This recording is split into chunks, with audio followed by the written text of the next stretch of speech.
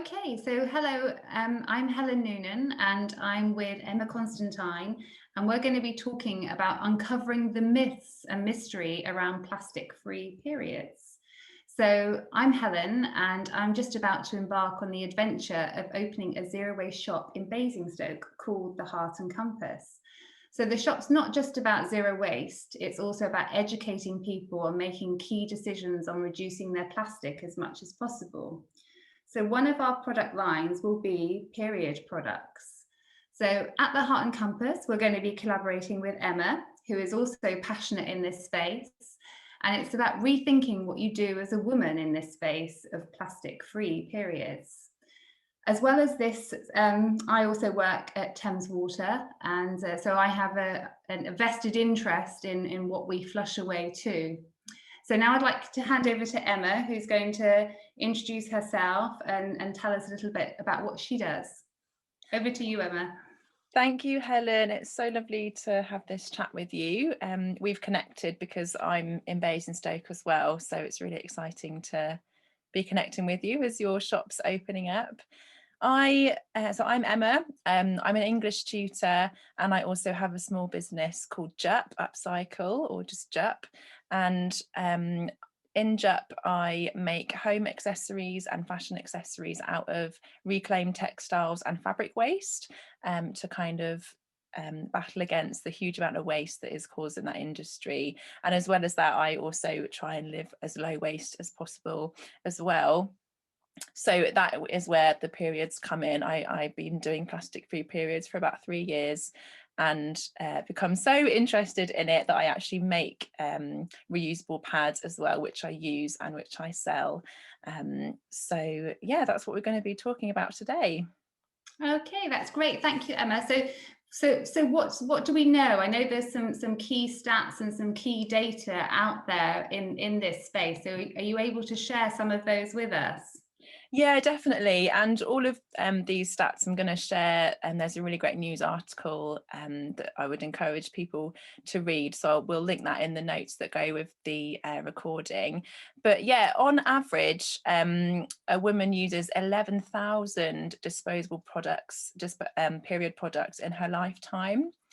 And when there's been kind of beach cleans and stuff, it's been found that every 100 meters of beach cleaned, there's been 4.8 pieces of menstrual waste. Wow. So I just think that's really disgusting, isn't it? Is that it's ending up in the seas and the oceans and harming animals, and obviously making the beaches dirty. And all of this waste also amounts to more than 200,000 tonnes of waste sent to landfill in the UK. So again, this can actually be avoided. I think when there's waste created that actually doesn't need to exist because there's reusable options, these numbers are really hard to comprehend because they're so large, but we can definitely reduce our waste in this area. So one pack of pads, disposable pads, is said to be equivalent to 4 plastic bags. And I think a lot of people aren't aware that tampons actually also contain plastic. The pads are estimated to be made up of 90% plastic, which is just quite shocking, isn't it? So really hard to comprehend in terms of numbers, really big numbers. Is there anything you want to add there, Helen? I think, yeah, these numbers are astronomical, and working for a water company myself, it is something that I'm also very passionate about and very aware of, and we have a campaign at Thames Water about bin it, don't flush it. So it's amazing what people sort of flush away and what people throw away, and it's out in the environment. So we have these really shocking statistics, and it's sort of now, so what do we do? What can we do? And I think, Emma, you've got some options that you can share with us to sort of really sort of make a difference. I suppose that's what we want to do, is sort of put this out there, so raise people's awareness of what you can do. We know that there's an issue, and it's now like, what can we do to make a difference? Absolutely. And when I heard these statistics, that was what kind of got me interested in the kind of shock factor and got me wanting to know what the options were. So that's what we want to do today, is that, you know, if those numbers have shocked you and surprised you, then, you know, I want to tell you what you can do about it. So I actually bought kind of there were two things that I tried at the same time. I went for some period pads. So this is what my period pads look like. They're nice and black, so that's Yes. good. Kind of Colour choice important. Yeah, definitely. This is from a company called Thinks, and they do have other lovely colours available as well. This is their heavy option. So I wear this at night time, and you know, it catches everything that I could want it to, or during the day. It lasts me a whole day as well, because it's a, you know, it's their kind of thicker version, and it's really comfortable as well. So I would definitely recommend. You know, it's just obviously just like wearing knickers, so it really. So what does it do? Does it absorb the blood into the fabric? Yeah, so the part that's, you know, sitting on your vagina is just, I guess, yeah, I don't know what it's made of, but you can feel that it's got some like layers in there, and so it just absorbs everything like within the pant, within the knickers, and you know, the rest of it kind of just feels like a normal pair of knickers. Yeah, but that area is, you know, where the absorbency is. And then does it feel, say, when you're wearing, do you feel like wet, or does it feel dry, or is it just? Yeah, I think that's an area where people will have lots of questions about, like, how often do I change it and things. And it's really difficult, I think, to give a one answer to everybody, because everybody's going to have different tolerance levels of how wet they're comfortable to feel, and how heavy your period is. So for me, if I'm just at home, like, I don't mind a little bit of wetness, but at the same time, if I am at home, then it's easy. You know, I've got another pair of these that are in the lower, like not a heavy one, they're kind of like a more medium absorbency, so I can easily change them. And you know, I just give them a little wash in the sink with soap, and then put them in with the rest of my washing. We're going to talk more about washing later, aren't we? Yes. But I guess it depends on your tolerance level. So but for me, yeah, I don't mind if it's a little bit wet, or when I go to the loo, you know, if there's still some, you know, if it's like freshly wet, then I'm just going to wipe it. So so that's hopefully that answers the question. Thank you for sharing. You're being very honest. That's okay. Thank you for sharing. Do you know what, I think it's so important to be honest about it, because every woman experiences this, and I think, you know, I found it really refreshing when somebody was so honest with me about it. It gives you permission to talk about it. So if it does that for somebody, then I'm happy about that. So that's kind of, you know, that's like a new pair of knickers with the absorbency within it, but you can also buy reusable pads. So I'm going to show you the ones that I've made, because they're the ones that I use as well. These ones are new ones. So you can also, so you can buy pads that, you know, look similar to the disposable ones and work in much the same way, basically. So I'll just put them on my pair of knickers so you can see. But basically, they've got, the way that I make them is with a button fastening. So you put it around your knickers. But there are lots of different brands out there, and some have a popper fastening. I think some use Velcro, but I think Velcro might, you know, it can snag some tights or something like that, depending on what you're wearing. So I've just put it on my knickers like that. And that's good. That works, doesn't it, as well? Yeah, so that's obviously like where the blood is collected there. And I think if somebody is really worried about where to start and it feels overwhelming, I think, you know, starting with, so this is the panty liner size, which I just wear, you know, at the end of my period when I'm just kind of, you know, finishing, or even when I get a lot of discharge, like sort of before my period, I wear it then as well to protect my knickers. So I think that's a nice option if you're a bit scared of handling your own blood and things like that, because you're not going to get much on there, and you can see how it works. You can get used to kind of wearing it. So yeah, so that's And a great thing, it's plastic free. it's all plastic free, and I actually make mine with you know, like I was saying before with Jup, these are all made from like discarded fabric from other small business owners, from a community group that I'm part of. So these are made of fabric offcuts, and then the layers inside are made from towels, and the waterproof layer is made from a broken umbrella. Oh, So it's wow. all upcycled. So yeah, so saving textile waste and saving period waste with that product. That's great. And yeah, so and so yeah, all of them are different, and like, you know, I make them out of quite nice, quite pretty fabric. Yeah. I think you're going to have some of these in your shop, aren't you, Helen? Yes, we are definitely. And then the other one I just want to mention, which is probably like the scariest one, is the cup. Yes. Cup. And again, there are lots of different brands that you can try, which can make it quite difficult to know, well, like which one is the best, and you know how they're different. I've tried 2 different brands, and you know, I definitely did prefer one over the other. I found this one actually like does leak a little bit, so they do take practice at putting in. Yes. So again, you want to kind of make sure that you maybe like just use it at home. You know, I can understand why somebody might not want to kind of wear this out and about. I did spend a long time just like practicing putting it in, taking it out, feeling comfortable with it before I went out in public wearing it. But this lasts me a whole day as well. And I think the difference that I've noticed with the 2 brands that I have is just the kind of flexibility of the silicone I think it's made of. So it just, yeah, again, everybody's kind of body is different, so but it does make it difficult, I guess, in terms of like investing in something like this. You know, like what if you try it and you don't like it? So for that, I would say, you know, if people don't have money worries, then that's fine. But if people are on a budget, that can be a difficult one to go for straight away.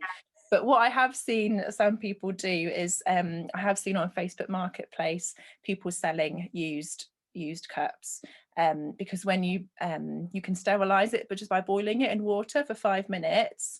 And that is actually what is suggested that you do in between cycles anyway, is to sterilize it by boiling it for 5 minutes. You know, boiling it in water. So that sterilizes it, cleans it. So again, if you want to try it and you don't mind using somebody else's that they've obviously sterilized, then that could be an option. It's not, because they can be like about £20. Yes, yeah, that's the thing. I think they are, and I think you mentioned as well previously when we've spoken about that there is an animation that people can watch, like a YouTube or something like that, if you're worried about what to do. Yes, definitely. Obviously, I'm not going to show you on it how to use it. Yes, I learned it from, I think again it was the Thinks where I got my pants from. I think it was them that did a really good animation for it, and I still get their newsletter there, but they have really like good blogs about kind of menstrual care and just general female health. So yes, I will find that and also link it in our notes. Another really good, just whilst we're kind of on that topic of like places to look for other information, another really good place, I use the app Flow, FLO, which also has like little videos and blogs about everything to do with health, but that's where I log like my period and my symptoms, so it kind of tells you what to, you know, it predicts what it's going to be. And there's articles and stuff to read as well about all sorts of topics to do with health, including period. So I'd recommend that as well.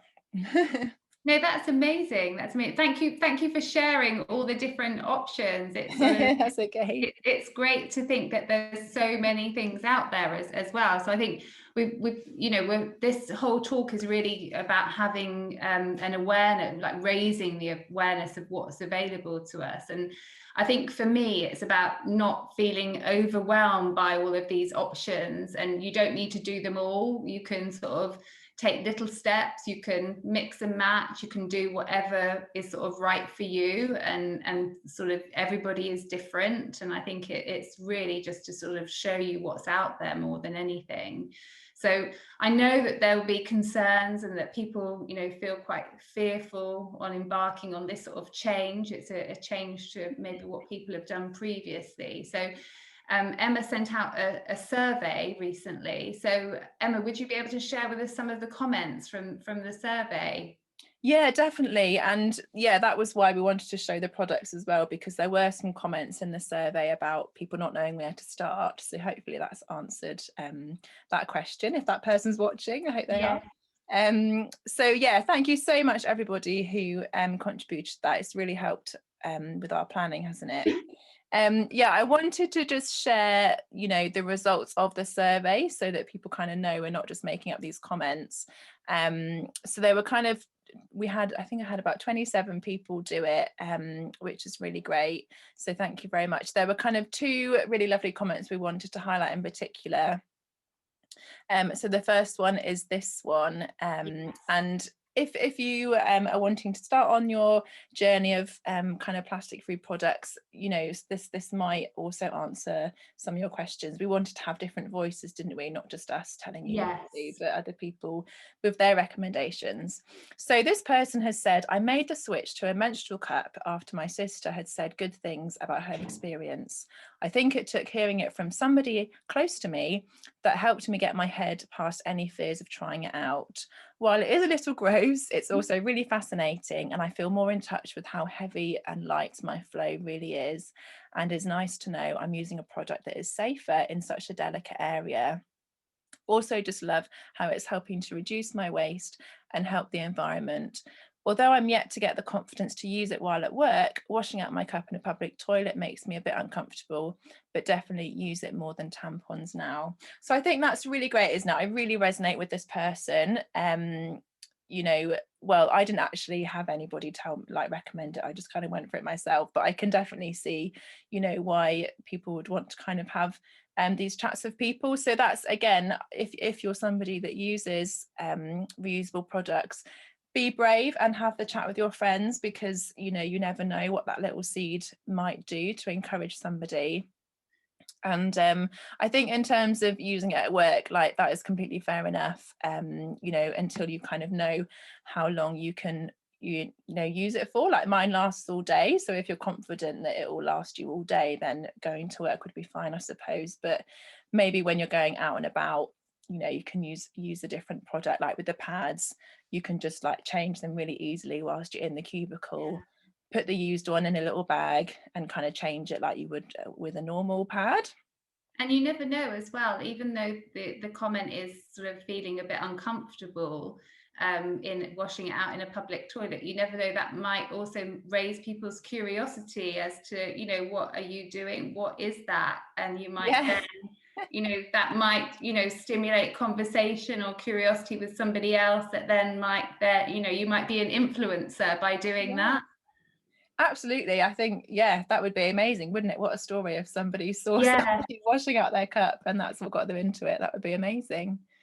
And also I also feel more in touch with my body. I think although it is overwhelming to kind of, to put your cup in the first time, it's also quite liberating in the same way. Like, oh wow, I did that. And it's quite empowering.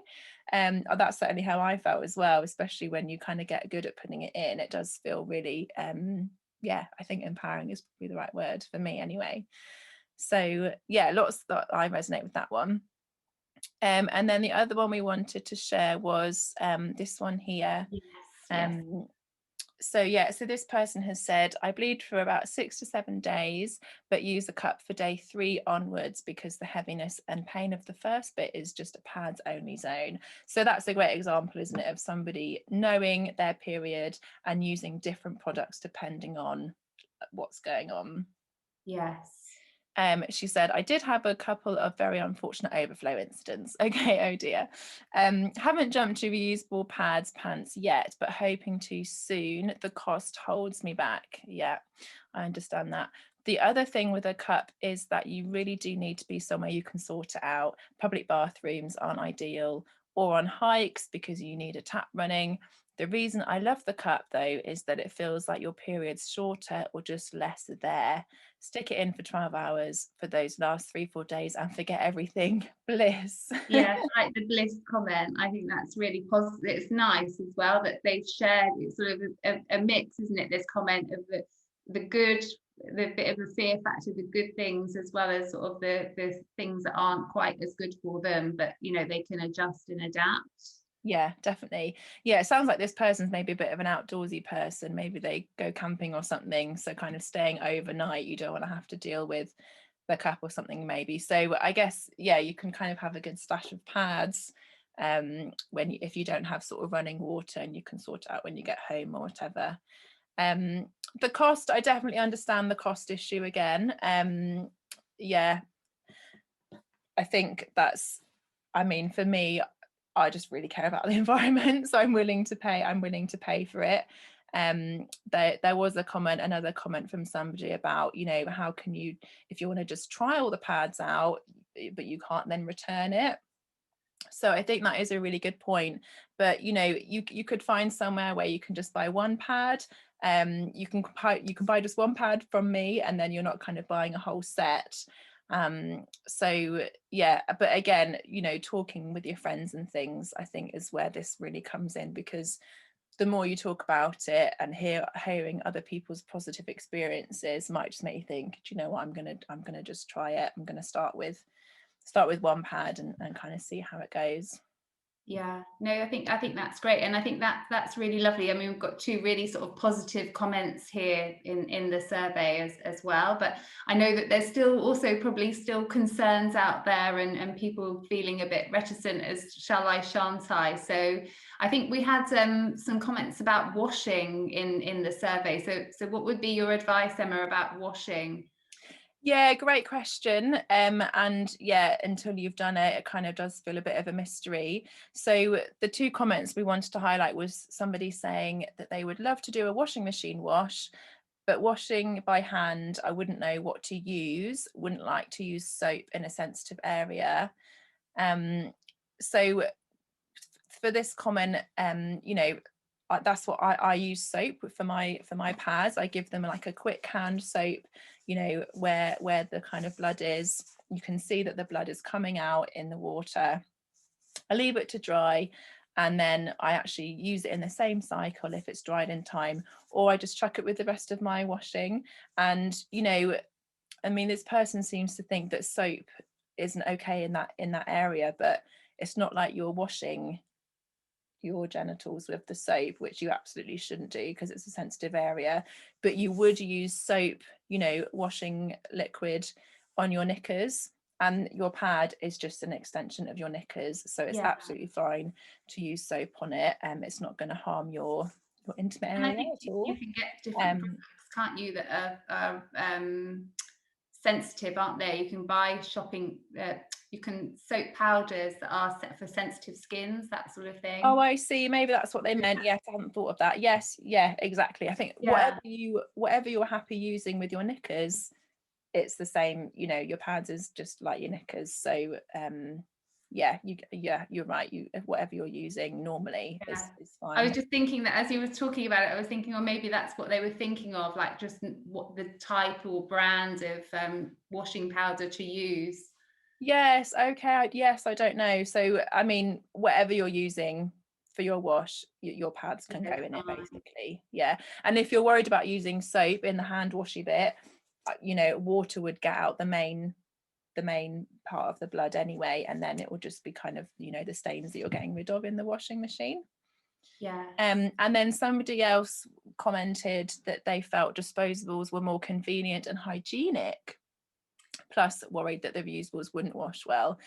Well, they absolutely do wash, you know, just like if you had a tomato stain or something Yeah. like that, it does come out. But it is important to use cold water in that initial hand wash, because that, you know, that helps the blood to not create a stain as much. In terms of hygiene, I think this again is where some education is really helpful. So again, in the article that I'm going to link, the article does explain that actually tampons actually are bleached with chlorine to achieve that kind of white look. They contain pesticides and fragrances and glue. So actually, if you're using tampons, you're putting these ingredients into your body, and because the vagina is really absorbent, these these kind of chemicals could actually be absorbed into your bloodstream. So we don't want that at all. No. So that is a reason. I didn't know that until I read this article. So I think the more you kind of educate yourself about these products, the more you'll realize that actually reusables are more healthy for your body.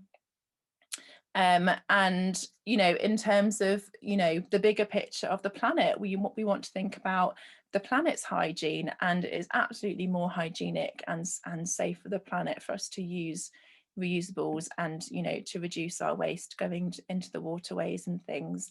So yeah, I don't think, for me, hygiene is not an issue. In fact, it's actually more hygienic for your vagina and for the planet. Yes. So I don't know if you wanted to add anything to that comment, Helen.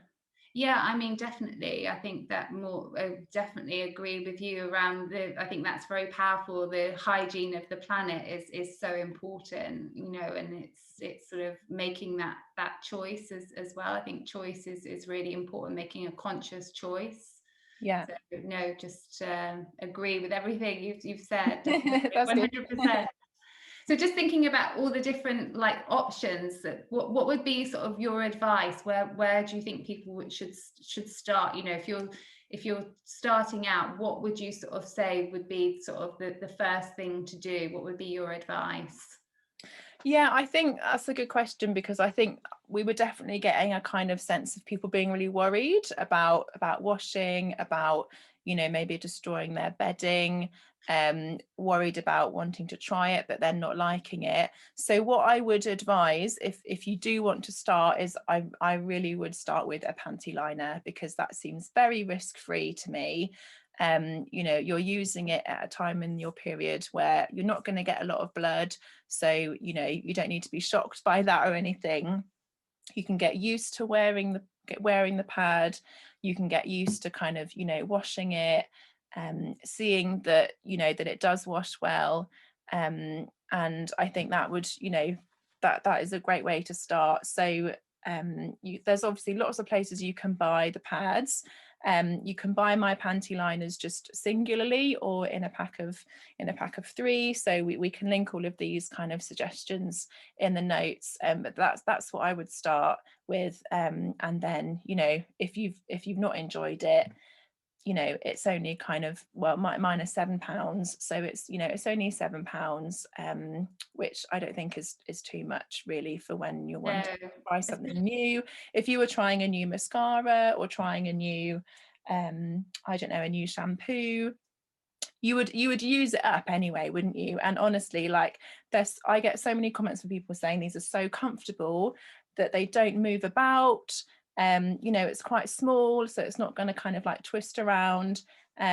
So you will find a use for it, even if it's just to kind of collect your wee when you're laughing. Which also happens to some people. So I think that is the way to start, and then you'll kind of maybe get more confidence to try something else. And if that really is too much, then I would just ask a female friend, have you tried anything, what do you do around your period, with a friend that you're happy to have that chat with. Because I think the more that we are open and honest about it, then it doesn't become a taboo subject, and you won't feel embarrassed trying it as well. Definitely. And I think there was also a comment about convenience as well, and I think we were talking about how to make it a habit, to just do a few small steps to make it easy for yourself, and sort of not to sort of overwhelm yourself or sort of create feelings of tension or unhappiness, because if it's something that makes you feel uncomfortable, you're not going to sort of go with it, and you're not going to make it sort of a habit. So if you sort of buy the liner, have it there ready, and have a conversation, do a bit of research, a bit of reading, and just be really, when you're ready and when you're comfortable as well, making that sort of that leap of change, and hopefully then it will become more convenient and become a habit. And I think that's sort of a key thing as well. I think habit forming is very difficult, but the more we make it easy for ourselves, and I think then the bigger picture of the planet and the environment and that sort of thing, they all kick in, and all, help you change your mindset as well. Definitely. I think, it depends what motivates you as well, I guess, is why you're going to change a habit, isn't it? So for me, it definitely is the health of the planet, and, imagining, well, I don't have to imagine because I've seen pictures of, animals, their stomachs being filled with plastic, to a tampon or washed up on a beach. Like, I don't want to be responsible for that. So that is enough to motivate me. Maybe for somebody else, now that they've learned that tampons contain chemicals, they want to stop using tampons, because they want to be healthy in their body. So I think you kind of need to remind yourself of what the thing is that has shocked you, and that is it's like anything in life, isn't it? You've got to come back to the why you're doing it, and then that kind of helps to stir you on. Yeah, no, that's been great. It's been a great chat, and I know we're going to signpost some different resources and where to buy, and we'll put them in the notes, and we're also sort of you can get them direct from Emma, the liners, and we're going to be stocking them at the Heart and Compass. So there's lots of places to go and buy different things, and lots of articles to read. And I'm really intrigued about the app as well, the Flow, which I think is sort of there's more to that as well, where you can sort of track. I think we're all into like tracking our sleep or our steps or what we do, and I think tracking your periods and how you feel is quite important as well, because it's an emotional time for a woman as well. I think your emotions are heightened, and I think it's when you're making that decision, I think, of what you're going to do, it's sort of in the moment. Sometimes when you're about to embark on your period, you don't necessarily want to do it because you want something that's convenient. You don't really want to have a period, to be honest. I don't know any woman who enjoys having a period. So you want to make it as, that's why I love the comment about the bliss in the survey, was I've never heard a period being called bliss before, but it's trying to make it as comfortable and as you can continue your life. It's not life stopping for you, but you're also thinking about that environmental issues as well around the plastic. So great insights and great awareness. Yeah, great. I think, I would just add to say that, my periods are a little bit happier now because I know that I'm, reducing waste. So for me, that's like makes me feel good about that. I feel proud of myself every time, so so it's definitely like worth doing for that element for me. Yeah, definitely. So we'll signpost, won't we, different resources and if anyone has any future questions or queries, they can reach out to us as well. Yeah, they definitely can. They can comment on, wherever we're putting this video. They can leave a comment or reach out to either of us. Should we leave our contact details in the notes as well then? Yeah, definitely. Lovely. That's great. Thank you very much. Thank you so much, Helen, and thank you everybody for listening and for completing the survey. We really hope that we've answered some of your concerns and inspired you.